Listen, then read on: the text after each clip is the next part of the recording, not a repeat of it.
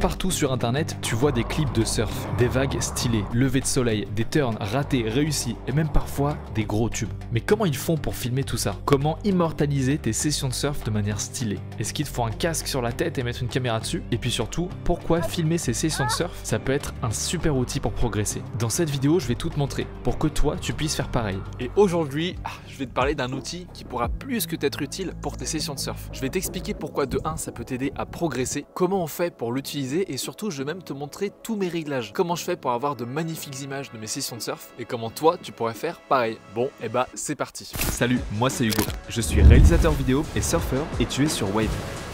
Chaque semaine, je te poste des vidéos de surf, que ce soit vlog, tutoriel et même documentaire.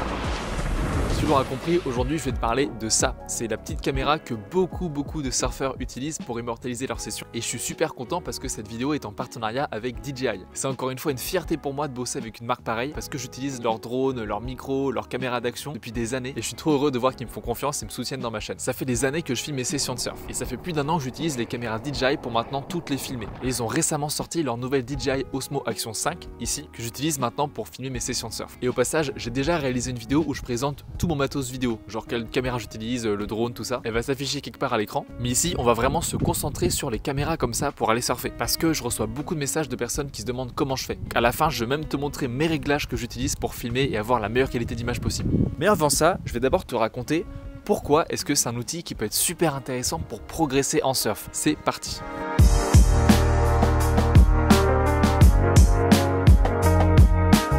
Filmer ces sessions de surf, ça sert à plein de choses. Mais il y a une chose que les gens sous-estiment, c'est que tu peux t'en servir pour progresser. Parce que oui, on n'a pas tous des potes qui sont là sur la plage à toujours nous filmer avec une caméra, un drone. Et quand on est tout seul, eh ben c'est cool de partir à l'eau avec sa propre caméra. Parce qu'ensuite, tu as des plans de toi vus à la première personne que tu peux analyser pour essayer de comprendre là où tu fais des erreurs. Et je vais te donner un exemple concret de ce que tu peux apprendre en visionnant tes images. Déjà, tu peux apprendre à mieux te positionner. Quand je rentre le soir et que je regarde les images que j'ai enregistrées, des fois je vois qu'il y a des plans où j'aurais pas dû ramer sur cette vague là. Je me rends compte que j'étais mal positionné, j'étais peut-être trop à l'extérieur. Et c'est souvent quand je regarde les images que je me rends compte. Je fais putain, mais en fait, oui, j'aurais dû apprendre à mieux la lire. Ça me permet d'avoir un recul sur ma vague. Et au-delà du positionnement, quand on parle de manœuvre, vu que tu vois la caméra, elle est comme ça et qu'elle regarde au même endroit que là où tu regardes, bah tu sais que quand par exemple tu es sur une vague et que tu fais un cutback, la caméra est censée à un moment filmer la mousse. Parce que quand tu reviens en arrière, tu es censé voir la mousse avec ta tête. Donc si sur ta vidéo de cutback, tu vois que on voit à peine la mousse arriver sur le côté, ça veut dire que ton regard était pas forcément bien élancé. Et c'est quelque chose que je vois fréquemment avec mon surf, c'est que je fais beaucoup d'erreurs de regard. Et ça, c'est vraiment grâce à ce genre de caméra que j'arrive à me rendre compte. Parce que tout seul, bah on s'en rend difficilement compte. Puis tu peux aussi filmer les gens à l'eau, hein. Des fois quand tu remontes au pic et que tu vois des gens passer, bah tu peux les filmer et tu te rends compte de eux ce qu'ils font et c'est vraiment un bon outil d'analyse. Moi je m'en sers bien sûr pour toutes mes vidéos YouTube, pour les montrer à mes potes, pour les partager en story, mais je m'attendais pas à ce que ça me serve autant pour avoir un recul sur mon surf et m'auto-analyser. Bien sûr, le deuxième avantage, c'est que tu immortalises tes sessions de surf. Et ça, c'est vraiment un kiff. Tu peux faire des images de dingue et cette nouvelle caméra là, elle filme bien sûr en 4K jusqu'à 120 images par seconde. Fait que tu peux obtenir des ralentis de malade mental qui sont très jolis ensuite pour partager sur les réseaux sociaux, montrer à des membres de ta famille ou tes potes. Je t'expliquerai un peu après c'est quoi les réglages que j'utilise pour avoir la plus belle qualité d'image possible et tirer le meilleur de cette caméra. Mais grosso modo, que ça soit des couchers de soleil, des levées de soleil, des partages de sessions entre potes, c'est vraiment cool et je suis toujours content de l'avoir à l'eau pour tout filmer et prendre des photos. Je compte même plus le nombre de sessions que j'ai fait avec ça et honnêtement, franchement, au bout d'un moment, on s'habitue.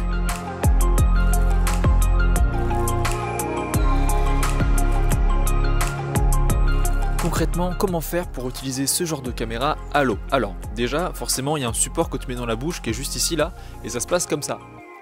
Et bien sûr, le truc, tu l'inclines un petit peu à ta guise, tu vois, ici, tu peux tourner, et tu peux un peu bouger l'inclinaison. Tu as différentes façons de filmer en fonction de si tu es dans une vague pour faire des gros tubes, ou si tu es juste en train de filmer ta session et essayer de faire des manœuvres. Alors moi, j'en suis pas encore au niveau de surfer des gros tubes de 2 mètres à pipeline, mais je sais que les gens qui y vont, généralement, ils remontent un petit peu la caméra pour vraiment, tu sais, quand ils ont la tête relevée, on voit tout le tube à la caméra. Sinon pour le support c'est simple, en gros tu le mets comme ça, tu as un petit système, c'est aimanté et tu as les petits clips là sur les côtés, ce qui fait que ça reste hyper solide. Moi je l'ai utilisé pour des dizaines et des dizaines de sessions de surf, parfois dans des conditions qui étaient un peu vénères.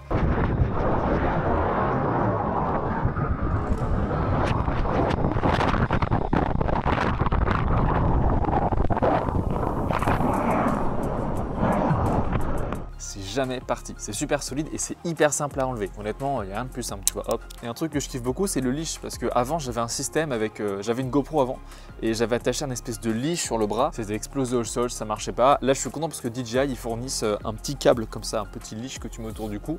Et ici tu le serres, et ce qui fait que la caméra elle reste toujours accrochée, même quand vraiment tu la lâches et que je sais pas, tu prends un wipe-out ou je ne sais quoi. Et maintenant, une fois que tu es dans l'eau avec, comment on fait pour l'utiliser et filmer?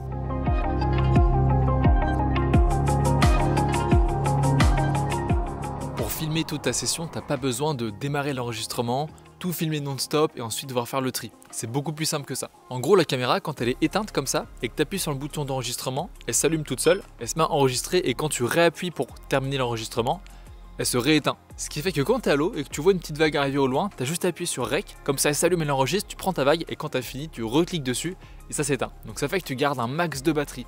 Perso, moi, une batterie, ça me fait quasiment 3 sessions si vraiment je pousse à mort. Maintenant, concrètement, comment tu fais pour avoir les meilleurs réglages, pour faire les meilleures images possibles? Au niveau de l'enregistrement, perso, maintenant je fais tout le temps en 4K 4 tiers. Le format 4 tiers, ça fait que tu as vraiment un énorme espace, donc tu peux voir un maximum de trucs sur l'image, alors que quand tu filmes en 16/9, tu vois pas forcément en haut et en bas. Le 4 tiers, ça permet vraiment d'avoir l'image la plus grande possible, vu qu'en gros, elle fait la taille du capteur. Et je filme tout le temps en 120 images par seconde. Pourquoi 120? Parce que je peux aller jusque là.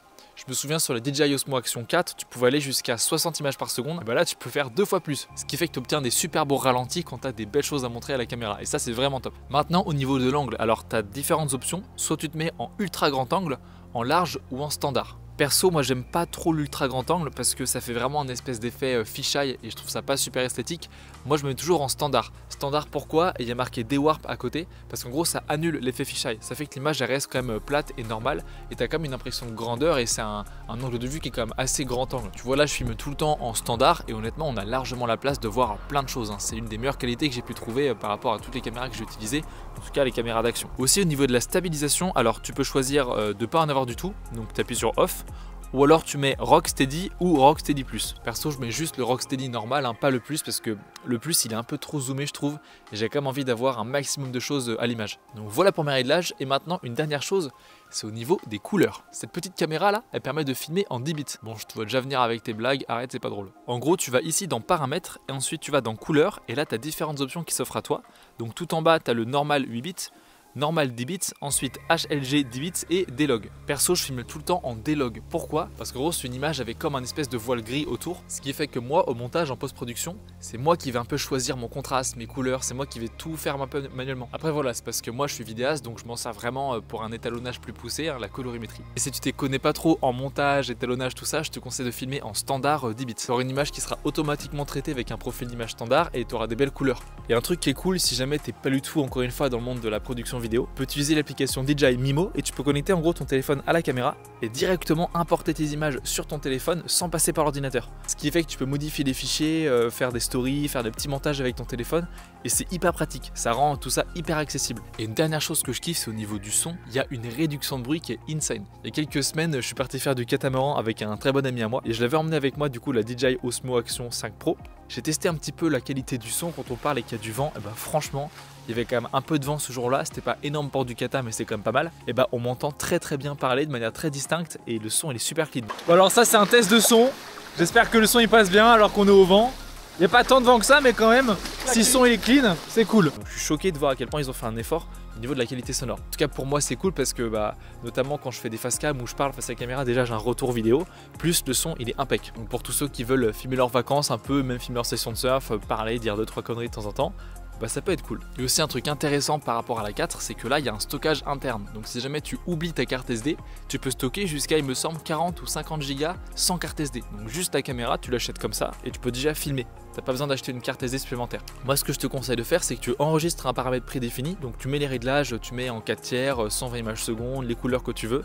Et tu appuies sur enregistrer un pré-réglage. Ce qui fait que quand tu vas filmer, ça va directement enregistrer dans le preset que tu as fait avant. J'espère que ce que je dis c'était pas trop technique, mais je sais qu'il y a tellement de gens qui me demandent sur Insta et les réseaux sociaux qu'il fallait que je fasse une vidéo où je parlais vraiment plus en profondeur de comment je filmais mes sessions de surf. Honnêtement c'est vraiment pas compliqué, tu vois t'as un petit trou ici pour respirer donc c'est pas du tout galère quand tu vas à l'eau avec. Et bien sûr c'est mou, ça t'explose pas les dents quand t'es à l'eau tu vois. Je peux pas te le cacher, t'as l'air un peu d'un con quand t'as ça à l'eau, mais les images derrière elles sont intéressantes. N'hésite pas si jamais tu fais une session avec une caméra comme ça, tu me tags sur Instagram, sur ta meilleure vague, pour que je puisse voir un peu ce que tu fais. Et si c'est une belle image et que c'est une belle petite vague, et bah écoute, je te repartagerai avec grand plaisir. J'espère que tu auras kiffé cette petite vidéo, moi ça m'a fait vraiment plaisir de la faire. Je sais que ce genre de vidéo, ça fait beaucoup moins de vues que d'habitude parce qu'on parle pas vraiment de surf, on parle de caméra autour de ça.